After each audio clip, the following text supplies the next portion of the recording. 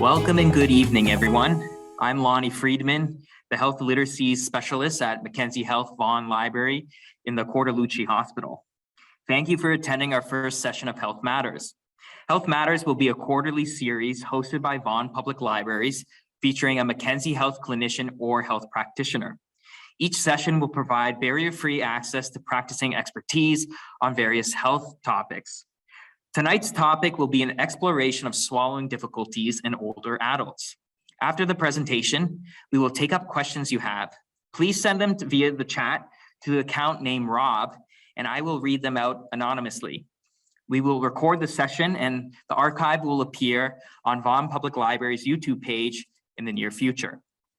I hope you had a chance to go outside today, as it felt like the first real spring day. As such, I would like to do a land acknowledgement before we begin.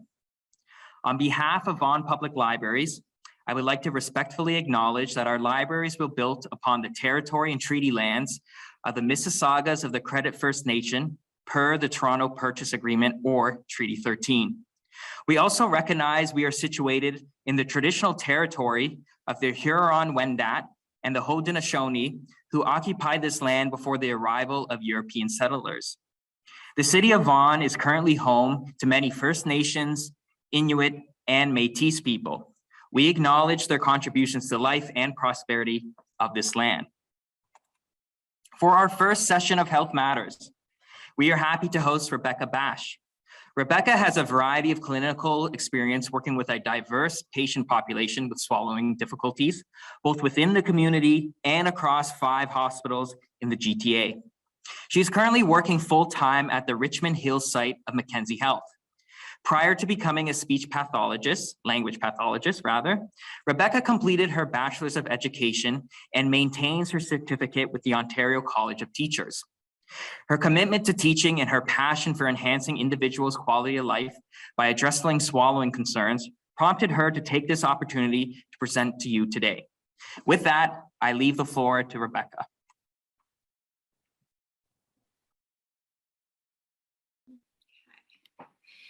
Thank you so much, Lonnie, for that introduction. Hello, everyone. Thank you for joining me today. My name is Rebecca, and I'm a speech language pathologist at Mackenzie Health. Today, I will be discussing the topic of swallowing difficulties in older adults. And to begin, I want you to think back to a time when you were chugging water and felt it go down the wrong way. You were probably coughing after. Now imagine that happening every sip you took. This is just one example of a swallowing difficulty that an older adult might have. Swallowing difficulties might look different in each person, depending on the reason that causes it. Today, we will begin by taking a look at a normal swallow function. We'll discuss dysphagia, which is difficulty swallowing. Then we'll go through some swallowing assessments that a speech language pathologist might do, and discuss some dysphagia interventions that might be recommended. To begin, I wanted to review the role of a speech language pathologist, also known as an SLP. When most people think of our profession, they think of just that: speech, language, words, reading, writing, sometimes even voice. But in addition to that, we also do assess and treat swallowing disorders. Now, speech pathologists who specialize in swallowing disorders will typically work in a hospital, or they can also work within the community. Now, I wanted to orient you a little bit first, prior to discussing the swallowing, to what we look like on the inside. So this is a side view of our head and neck. You can take a look at some of the labels there that we'll talk about going forward. Now, when discussing swallowing in general, we typically make reference to 3 phases of the swallow. First, we start with the oral phase. This is where the food and drink is manipulated within the mouth. The food is chewed up and it forms what we call a cohesive bolus. And a bolus is just a fancy word that means food mixed with saliva.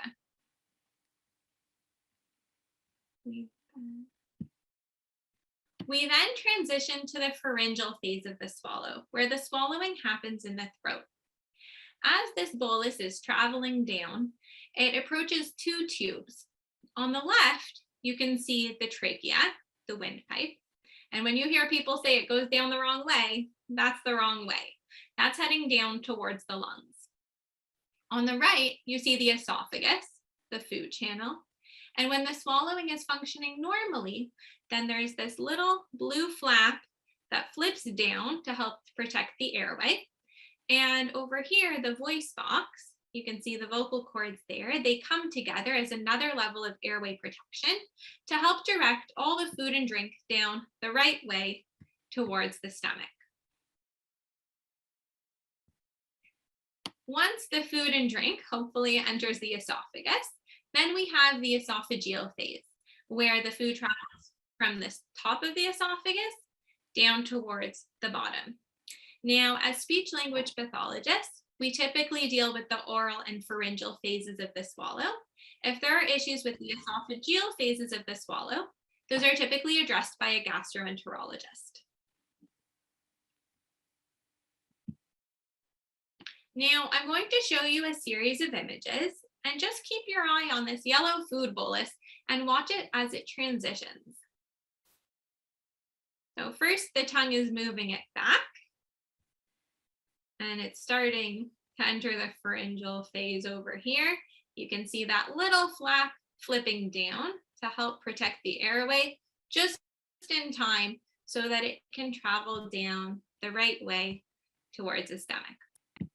Now, swallowing is a pretty complicated process that involves many muscles and nerves that need to work together with adequate strength, timing, and coordination. And the difficulty occurs when the muscles and nerves are not working together and not working in unison. Then we encounter dysphagia, which is a swallowing disorder where a person can have trouble swallowing food, drink, or even their saliva. And having dysphagia might be something that's difficult to imagine. Not being able to eat your favorite foods, not being able to go out to have social drinks with friends, in pretty severe cases, not being able to eat and drink at all. It's something that many people might take for granted, and it can be devastating when the swallowing does not function as it should. Now, dysphagia occurs more often in older adults and can happen for a variety of reasons. To highlight just a few that you might be familiar with: stroke, head and neck cancer, neurological diseases such as ALS, Parkinson's, dementia, developmental diseases, lung diseases such as COPD, chronic obstructive pulmonary disease, or intubation, having a breathing tube in the throat. Now, although people can be intubated for a variety of reasons, it's something that more people became aware of because of COVID. So I just wanted to touch on it very briefly. This is a picture here of intubation. You can see the breathing tube is going in the mouth, down the back of the throat to give the air to the lungs. And if you think about our picture that we were looking at before and the anatomy and physiology of the swallowing, we can see how having a tube in place here might affect those muscles and nerves. Being intubated for just 48 hours for some people can cause dysphagia, and this can worsen as the length of the time on the ventilator increases.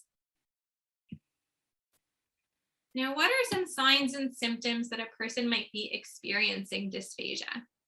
The most obvious one is typically coughing. That's our body's way to try to get the food or drink out from going down the wrong way. It's our body's way to try to protect us. We sometimes see a wet, gurgly voice because when food and drink does go down the wrong way, think about where the vocal cords are. The food and drink can hit the vocal cords on its way down. So that can sometimes affect the vocal quality. There is throat clearing, changes in breathing. A person might have food, drink, or saliva leaking from the mouth.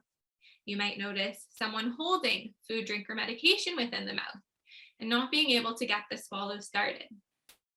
Some people will complain of food or drink sticking in the throat, pain with swallowing, and sometimes the chewing is inefficient or people have trouble managing.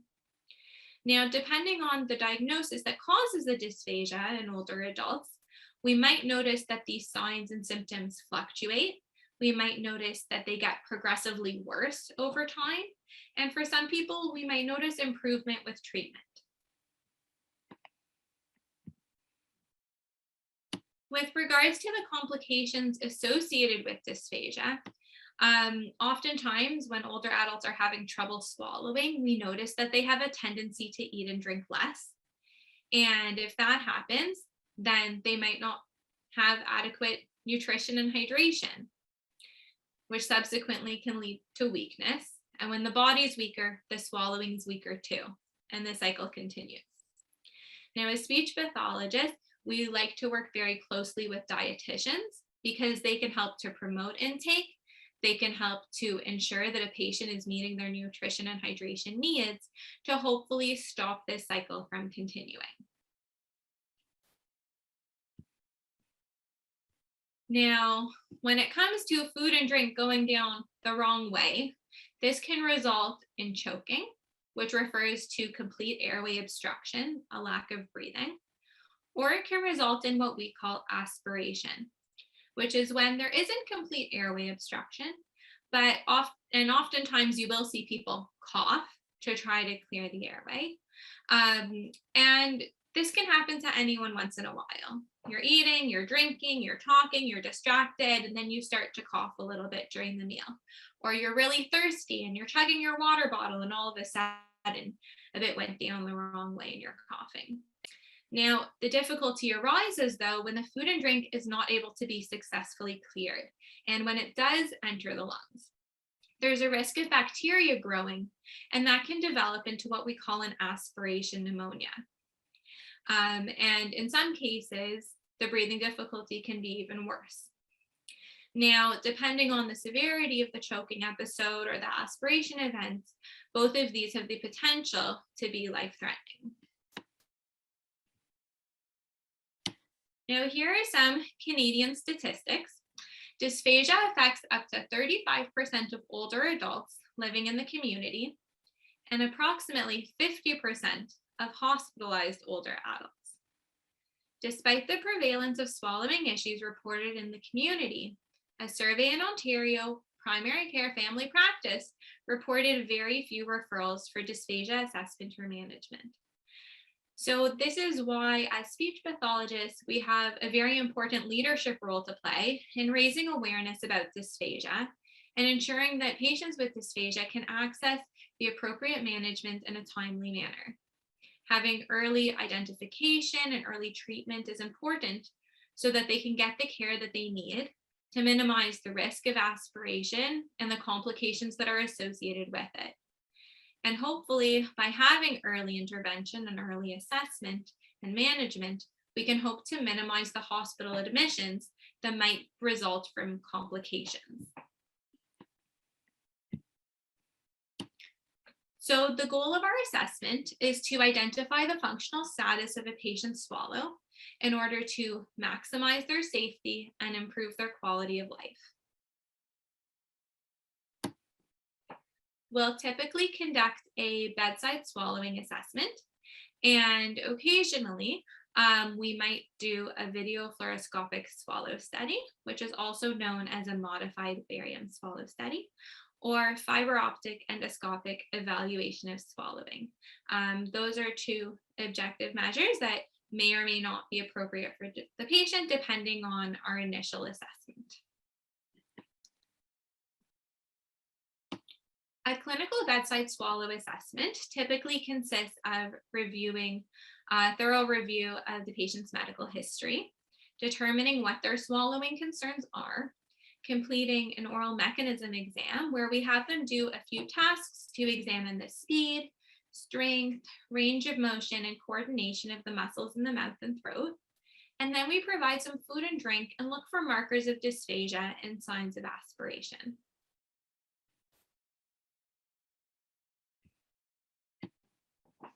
Now, when we find that we need more information about the swallowing mechanism, then we look towards if it's appropriate to conduct a videofluoroscopic swallow study or the fiberoptic endoscopic evaluation of swallowing. These assessments help us to more thoroughly assess the aspiration risk and to plan swallowing therapy, or some strategies such as positional changes or postural techniques to try to improve the swallow.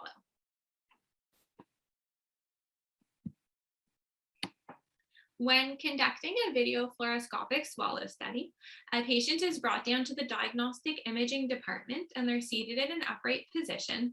There's a variety of food and drink that's all mixed with this white chalky substance called barium that shows up on the x-ray. The patient is then provided with some food and drink in different quantities by the speech pathologist, or they can feed themselves if they're able to. And the radiation technologist will turn the x-ray on before the swallow and off after the swallow.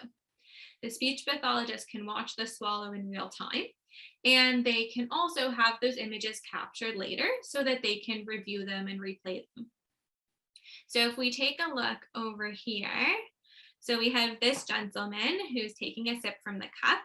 We have all this food and drink that's been prepared and mixed in with the barium. The speech pathologist is over here and she's wearing a lead apron to protect herself from the radiation of the x-ray. And then over here on this screen, you can see that gentleman as he's swallowing. That's the x-ray that's been captured. So I'm going to show you what this looks like. Although I said that the barium is a white chalky substance when it is mixed in with the food, it does show up black on the x-ray. So this first video here, you're going to see a patient take a spoonful of puree, and you're going to see that they have a pretty good swallow. It's all going to head down the right way towards the esophagus. Now the swallowing happens pretty quickly. There.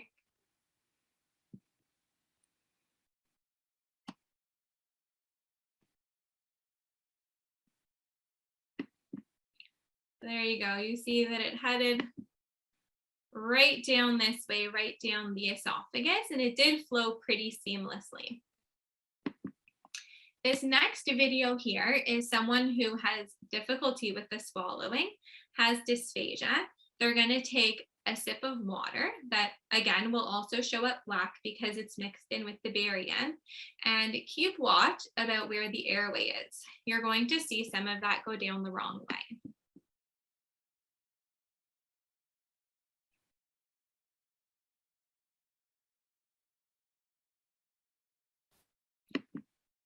So you can see quite clearly that although some of it did go the right way towards the stomach, there's a fair amount that trickled down the wrong way here. This is lining the trachea on its way towards the lungs. So the other objective evaluation that can be done is the fiberoptic endoscopic evaluation of swallowing. So this one, the system can be brought to the patient's bedside, so it can be portable. You can see over here, there's the cart set up with this special computer, and it has the screen on the top. And for this assessment, the speech pathologist uses a flexible tube called an endoscope that has a camera and a light on the end. And in this picture, you could see that it goes through the nose and it hovers right over the throat so that we can see the swallowing. So it's a different view, a different way for us to see inside how the patient is doing with eating and drinking. Now, prior to inserting the tube in the nose, typically there is a numbing agent that's sprayed to make it a little bit more comfortable. And prior to eating and drinking anything, the speech pathologist will typically take a look at the throat. They can see the vocal cords over here to get a sense of the anatomy. And then they do provide some food and drink to watch the swallowing. For this test, the food and drink is mixed with food dye in order to make it easier to see. And the swallowing is watched on the screen over here. It can be seen in real time, and it is also recorded so that the speech pathologist can analyze in more detail and replay it a little bit later. At Mackenzie Health, we don't currently have fees available, but it is something that's in the works.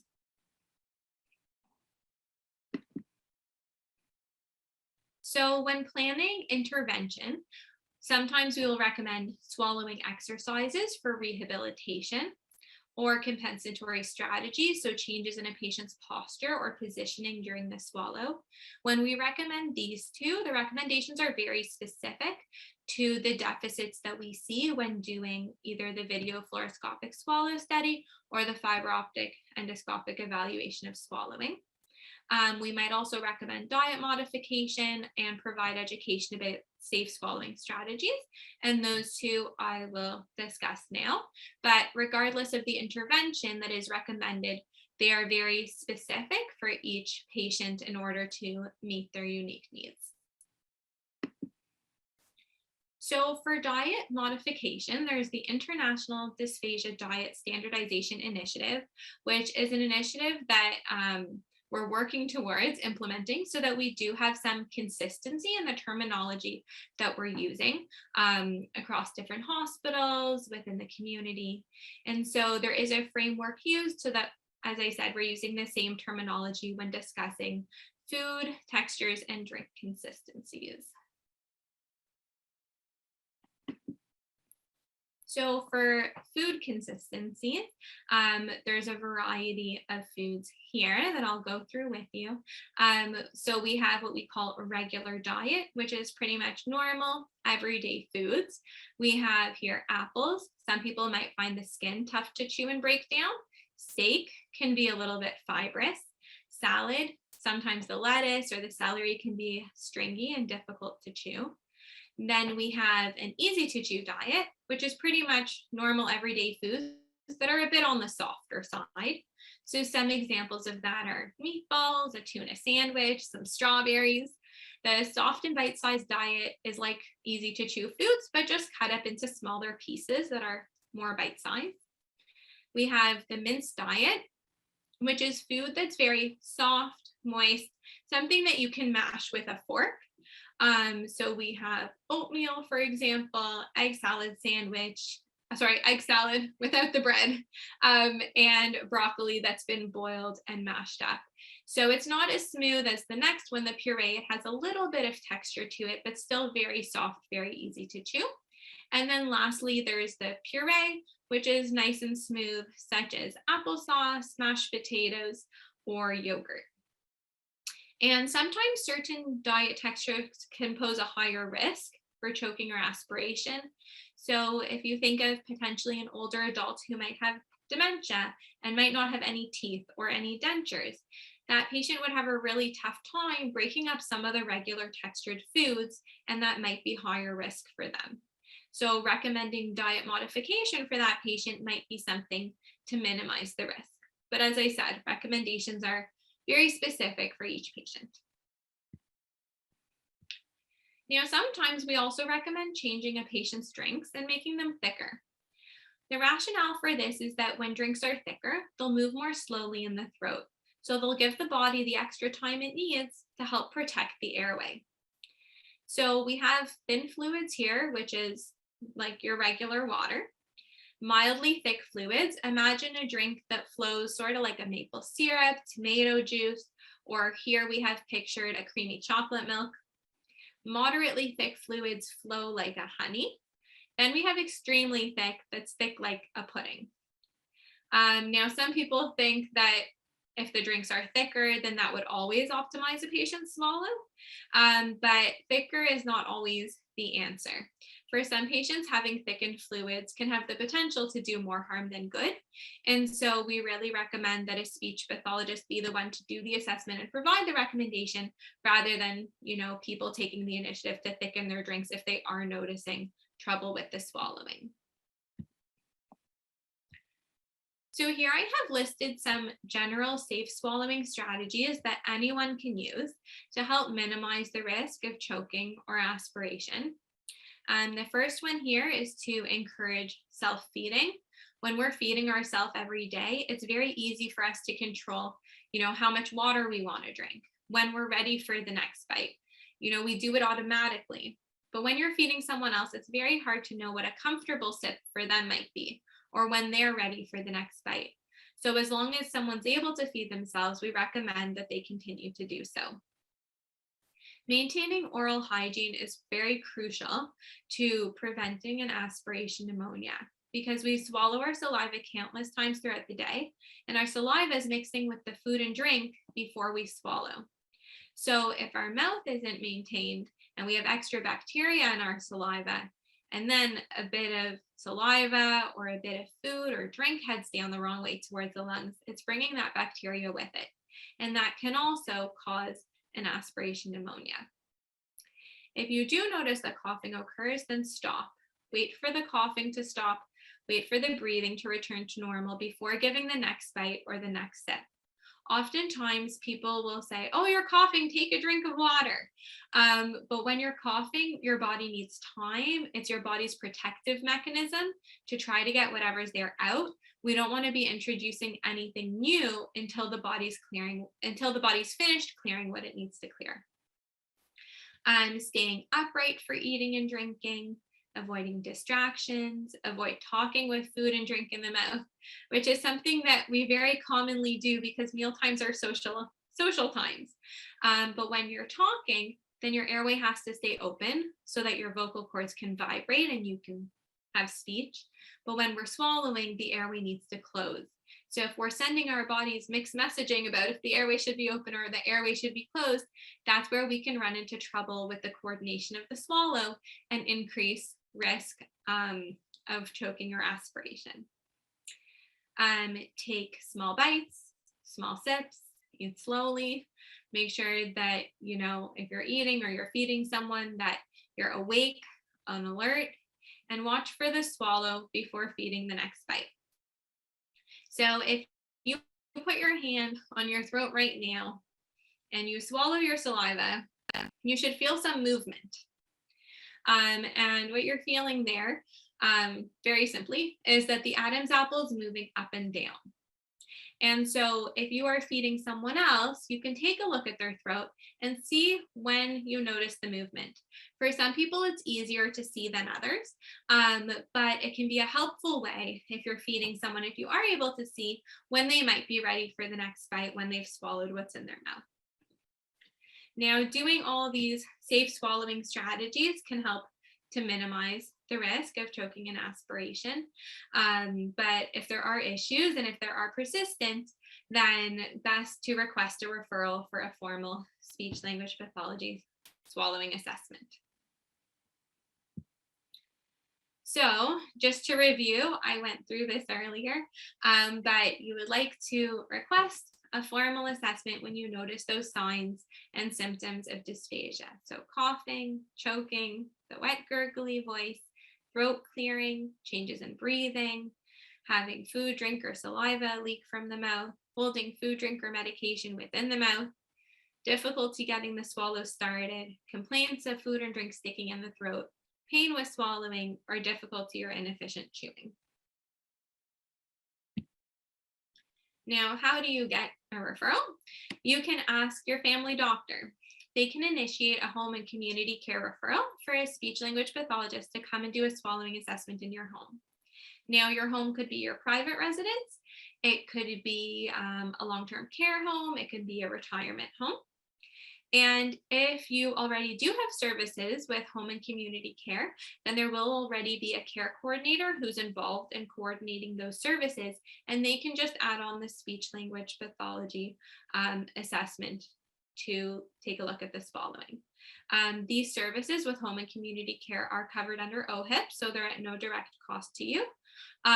Alternatively, you do have the option to always locate a private pay speech pathologist and do that as well. So thank you for taking the time to listen to this presentation. I hope that you were able to learn something new and take away some valuable information on this topic. That was great, Rebecca. Thanks so much. I found it really fascinating, the objective evaluations, the machines that you went through. That's quite amazing, the technology we have, and just like the general food interventions that we can use. For all those who are participating, if you want to send a message via chat to the Rob account, I can read off any questions you might have for Rebecca. I'll give everyone a couple seconds to see if they have anything. And I'll just jump through the references slide briefly, just so that they'll be recorded as well, if anyone wants to take a look at those. That's great. And something to keep in mind, if you're watching the recording later on, or you want to reach out here to one of us, you can reply to the email with the link I sent you for this session. And then for those who are watching on YouTube in the future, you can contact us via Vaughan Public Libraries and we can refer you accordingly. So I'll give one last shout out for any questions. Otherwise, we'll call it a night. Okay, I think we're good then. So thank you, everyone. Thank you, especially Rebecca. That was a superb presentation. Very digestible presentation. Well, it went down the right way. So thanks again, everyone. The recording should be up about a month from now or so. And yeah, people say very informative, really great. One person laughed at the joke, a little emoji, so that's fun. We're all about levity. So thanks once again, everyone. Have a good night and thanks for joining us.